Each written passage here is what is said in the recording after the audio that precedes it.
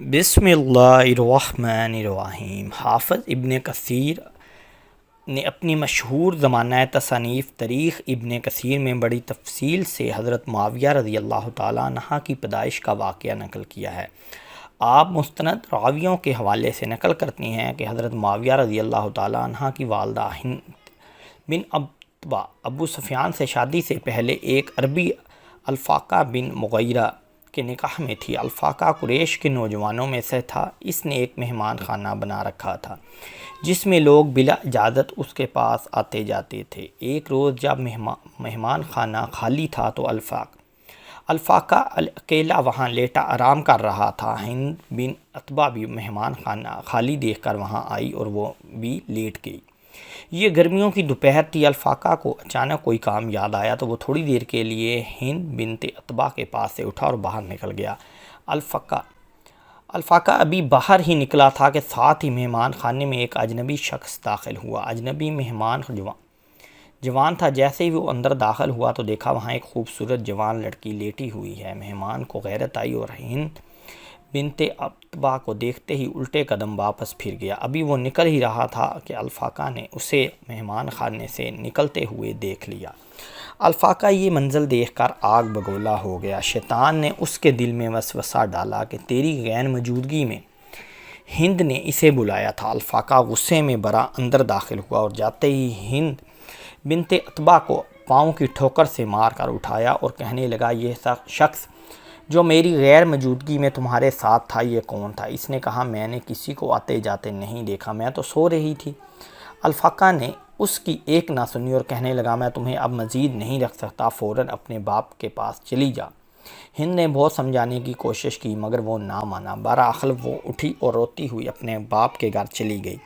یہ خبر جنگل میں آگ کی طرح پوری بستی میں پھیل گئی۔ لوگ ہند کی کردار کشی کرنے لگے۔ عتبہ نے اپنی بیٹی سے کہا، لوگ باتیں کر رہے ہیں، تم مجھے سارا واقعہ بیان کرو۔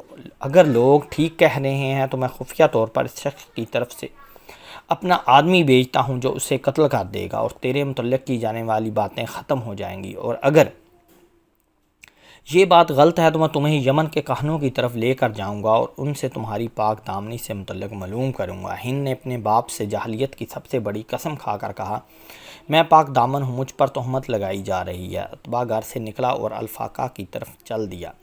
الفاقہ سے ملاقات ہوئی تو عتبہ نے کہا، تم نے میری بیٹی پر ایک بہت عظیم بات اور بڑی عار کا الزام لگایا ہے جسے پانی بھی نہیں دھو سکتا، اور تم نے ہمیں عربوں میں ذلیل و رسوا کر دیا ہے، اور اگر تو میرا قرابت دار نہ ہوتا تو میں تجھے قتل کر دیتا، لیکن اب میں تمہیں یمن کے کہن کے پاس لے جاؤں گا۔ عتبہ کا سرداران قریش میں ایک نام تھا جس کی وجہ سے الفاقہ ایک لفظ بھی نہ کہہ سکا، اور یوں یہ دونوں گھرانے یمن کے ایک مشہور کہن کی طرف روانہ ہو گئے۔ یمن پہنچنے میں ایک دن کی مسافت رہ گئی تو ہند بنت عتبہ رونے لگی اور اس کے چہرے کا رنگ مغیر ہو گیا۔ خوف اس کے چہرے سے نمایاں نظر آ رہا تھا۔ عتبہ نے جو یوں ہند کو روتے دیکھا تو اس کی بھی ٹانگیں کانپنے اٹھیں، کیونکہ وہ اب محسوس کر رہا تھا کہ جیسے ہند واقعی بدکاری کی مرتکب ہو چکی ہے اور اب راز فاش ہونے کے خوف سے رو رہی ہے۔ عتبہ نے اسے کہا، میرا خیال ہے تمہارا یوں رونا اس مکروہ فعل کی وجہ سے ہے جس کا تو نے ارتکاب کیا ہے۔ اس کا اعتراف تو نے سفر کے شروع ہونے سے پہلے کیوں نہ کیا؟ اب آنے والی ضلالت کو میں کیسے روک سکتا ہوں؟ ہند کہنے لگی، اے میرے باپ، میرا رونا اس وجہ سے نہیں جو آپ سمجھ رہے ہیں، بلکہ مجھے تو اس لیے رونا آ رہا ہے، کہن بھی تو انسان ہے، اس سے بھی تو غلطی ہو سکتی ہے۔ اگر وہ میرے معاملے کو سمجھنے میں غلطی کر بیٹھا تو پھر میرا کیا ہوگا؟ میں سارے عربوں میں بے عزت ہو جاؤں گی، ہمارا خاندان کہیں منہ دکھانے کے قابل نہیں رہے گا۔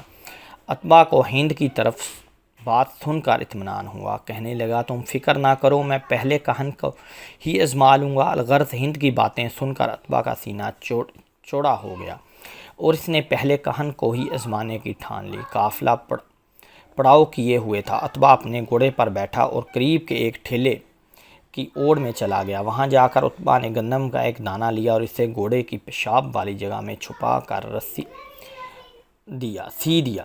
یہ کہنوں کی آزمائش کے طریقوں میں سے ایک طریقہ تھا۔ اگلے دن عتبہ نے اپنی بیٹی ہند، داماد الفاقہ اور تمام اپنے اور اس کے خاندان کو لیا اور کہن کے پاس چلا گیا۔ کہن نے آگے بڑھ کر اتباع کا استقبال کیا اور جانور ذبح کرنے کو کہا تاکہ ان کے کھانے کا بندوبست کیا جا سکے۔ اتباع نے کہا کہ ہم تمہارے پاس ایک بات کا فیصلہ لے کر آئے ہیں، مگر میں تمہیں اس سے متعلق تب تک کوئی بات نہیں کرنے دوں گا جب تک تم یہ نہ واضح کر دو کہ میں نے تمہارے لیے کیا چھپایا ہوا ہے۔ کہن نے کہا پل جیسی چیز میں پھل ہے جو تم نے چھپایا ہے۔ اتباع نے کہا بات وضاحت سے کرو تاکہ سب سمجھ سکیں۔ کہن نے کہا تم نے بچھڑے یا گھوڑے کے پیشاب کے سوراخ میں گندم کا دانہ چھپایا ہوا ہے، کہو تو نکال کر دکھا دیتا ہوں۔ اتباع اس کا جواب سن کر مطمئن ہو گیا اور اپنی بیٹی ہند کی طرف دیکھنے لگا۔ ہند نے سر جھکا لیا تو اتباع کہن سے کہنے لگا آپ نے سچ کہا ہے، اب یہ بات لیجئے جس سے متعلق سچ جاننے کے لیے ہم تمہارے پاس آئے ہیں۔ کہن نے قافلے کے ساتھ آئی تمام خواتین کو اپنے پیچھے قطار میں بٹھا لیا، ان میں ہند بھی بیٹھ گئی۔ کہن کو کوئی علم نہ تھا کہ وہ کس لڑکی کے بارے میں دریافت کرنا چاہتے ہیں۔ وہ ان میں سے ہر ایک کے پاس جاتا، اس کے کندھے پر ہاتھ مارتا اور کہتا کھڑی ہو جا تو پاک ہے۔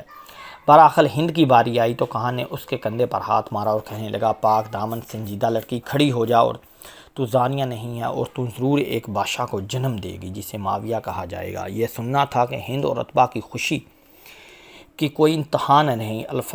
الفاقہ جو قریب ہی بیٹھا تھا فوراً اچھل کر ہند کے پاس جا کھڑا ہوا اور مضبوطی سے اس کا ہاتھ تھام لیا۔ ہند نے فوراً جھٹکا دے کر اپنے ہاتھ اپنے شوہر سے چھڑا لیا اور کہنے لگی پرے ہو جا مجھ سے، خدا کی قسم میرے اور تیرے سر کو کوئی تکیہ اکٹھا نہیں کرے گا۔ خدا کی قسم اگر میرے بطن سے بادشاہی پیدا ہونا ہے تو وہ تیرے نطفے سے نہیں ہوگا، ہو سکتا ہے یعنی اب سے میں تیری بیوی نہیں ہوں۔ پس ہند بنت اتباع نے اپنے پہلے شوہر سے علیحدگی اختیار کی اور واپس آ کر نئے شوہر کی تلاش شروع کر دی۔ یوں آپ کا دوسرا نکاح امیہ خاندان کے ایک سردار ابو سفیان بن حرب سے ہوا، جس کے بعد آپ کے بطن سے حضرت معاویہ رضی اللہ تعالیٰ عنہ پیدا ہوئے، جو کہن کی پیش گوئی کے مطابق بادشاہ بھی بن گئے۔ حضرت ہند رضی اللہ تعالیٰ عنہ بنت اتباع فتح مکہ پر مسلمان ہوئی اور صحابیات کا درجہ بھی پا گئی۔ یہ وہی ہند بنت اتباع ہیں جنہیں سید الشہداء حضرت امیر حمزہ رضی اللہ تعالیٰ عنہ کو شہید کرایا اور پھر اپنے دل کی بھڑاس نکالنے کے لیے ان کے جسم اطہر کے ٹکڑے ٹکڑے کر کے کلیجہ نکار کر چبایا، مگر یہ واقعہ آپ کے قبول اسلام سے قبل کا ہے۔ دوستو یہ یاد رکھیں کہ صحابہ کرام کے قبول اسلام سے پہلے کے تمام گناہ معاف کر دیے گئے ہیں، اور یہ معافی کسی اور نے نہیں بلکہ خود اللہ تعالیٰ نے رسول اللہ صلی اللہ علیہ وآلہ وسلم کے ذریعے سے عطا فرمائی ہے۔ لہذا ہمیں صحابہ کرام کے سابقہ اعمال کی وجہ سے ان کی تکذیب کرنے سے سختی سے منع کیا گیا ہے۔ دعا ہے اللہ کریم تمام صحابہ کرام پر اپنی بے پناہ رحمتوں کا نزول فرمائے، آمین۔